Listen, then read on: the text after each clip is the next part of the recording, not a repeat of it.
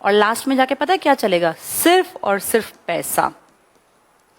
जिसके पास पैसा होगा ना बेटा, उसके हर काम अपने आप आगे से आगे होते चले जाएंगे, न तो उसको बहुत लंबी लाइनों में लगना, क्योंकि प्राइवेट अस्पताल में पैसा है तो तुरंत जाओ, इमरजेंसी में दिखाओ, 3,000 रुपए के लग रहे हैं 3,000 दो, 5,000 लग रहे हैं 5,000 दो, तुरंत सारी सुविधाएं मिल गई।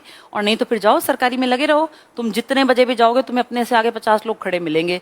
वहां अपने बीमार पिताजी को, माँ को कहाँ खड़ा रखोगे? तुमने सरकारी की हालत देखी है कितनी खराब है। तो कोशिश ये करो कि इतने ताकतवर, इतने मजबूत बन जाओ कि पैसा कमा लो, और उस पैसे से फिर अपनी जिंदगी भी अच्छी बनानी है, अपने पेरेंट्स का बुढ़ापा आराम से कट जाए, उस लायक पैसे कमाने हैं।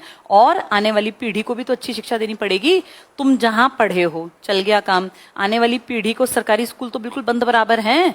कहाँ पढ़ाओगे अपनी पीढ़ी को? कैसे अपनी लाइफ को अच्छा बनाओगे? अपने बच्चों को कैसी शिक्षा दोगे? तो बेटा फाइनल आंसर यही है, भैया पैसा कमाओ सबके लिए। 3 पीढ़ियों का काम करना पड़ता है हर एक इंसान को, अपना, अपनी वाइफ या अपने हस्बैंड का, अपने माँ बाप का, और अपनी आने वाली पीढ़ी का। हर पीढ़ी ने, तुम्हारे माँ बाप देखो तुम्हारा खर्चा उठा रहे हैं ना, तुम उनकी अगली पीढ़ी हो, अपना भी खर्चा उठा रहे हैं। और तुम्हारे जो दादा दादी हैं वो भी तो तुम्हारे माँ बाप के ऊपर ही डिपेंड है, या चाचा ताऊ के ऊपर।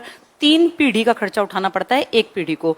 तुम माँ बाप अब तीसरी पीढ़ी में जाने वाले हैं, अब तुम बन जाओगे दूसरी पीढ़ी में, जिनको कि पैसे कमाने हैं।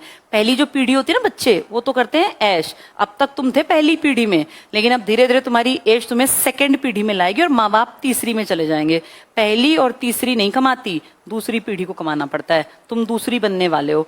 एकदम से कैसे कमाओगे? कमाने के लिए अपने आप को तैयार करना पड़ता है ना। इसी चीज को कहते हैं बेटा मेहनत। किसी भी फील्ड में कर लो, चाहे किसी को भी उठा के देख लो, सब लोगों ने मेहनत कर रखी है। जो ये यूट्यूबर्स हैं तुम्हें दिखते हैं, देखो ये अपने माँ बाप के लिए तो केयर कर रहे हैं,